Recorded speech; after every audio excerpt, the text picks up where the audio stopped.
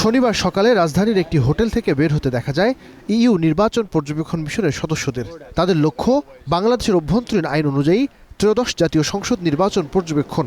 সেই সঙ্গে তারা খেয়াল রাখবে এই নির্বাচনের আন্তর্জাতিক মানদণ্ড। শনিবার থেকে ৫৬ জন কাজ শুরু করলেও বিভিন্ন ধাপে নির্বাচন পর্যন্ত কাজ করবে মোট ২০০ পর্যবেক্ষক। ছোট ছোট দল হয়ে তারা ভোটার, নির্বাচন কর্মকর্তা, প্রার্থী ও রাজনৈতিক দলের প্রতিনিধিদের সঙ্গে সাক্ষাৎ করবেন। দেশের ৬৪ জেলাতেই চলবে তাদের এই কার্যক্রম। এর আগে পর্যবেক্ষকদের নিয়ে গণমাধ্যমে মুখোমুখি হন ইইউ নির্বাচন পর্যবেক্ষণ মিশনের উপপ্রধান ইন্তালাসে। তিনি ২৬শে নির্বাচনকে ঐতিহাসিক উল্লেখ করে বলেন, এই নির্বাচন পর্যবেক্ষণে আসতে পেরে তার দল গর্বিত। It is a historic event because we all remembered what happened in 2024. এই নির্বাচন বাংলাদেশের জন্য একটি ঐতিহাসিক নির্বাচন। আমরা সবাই জানি ২০২৪ সালে বাংলাদেশে কি ঘটেছে। সেই পরিবর্তনটাই এখানে গুরুত্বপূর্ণ। এই নির্বাচন পর্যবেক্ষণে আসতে পেরে আমরা গর্বিত।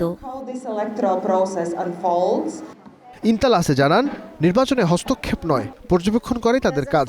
মিশনের পর্যবেক্ষণ নির্বাচনের ২ দিন পর এবং ২ মাসের মধ্যে পূর্ণাঙ্গ প্রতিবেদনে প্রকাশ করা হবে। পর্যবেক্ষকদের নিরাপত্তা নিয়েও শঙ্কা নেই তাদের।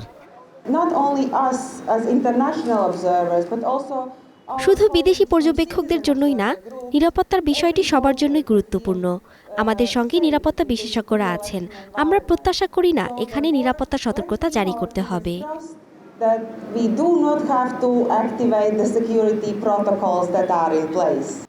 মিশনটি ২০০৫ সালে জাতিসংঘের তত্ত্বাবধানে অনুমোদিত আন্তর্জাতিক নির্বাচন পর্যবেক্ষণের নীতিমালা অনুযায়ী কার্যক্রম পরিচালনা করবে।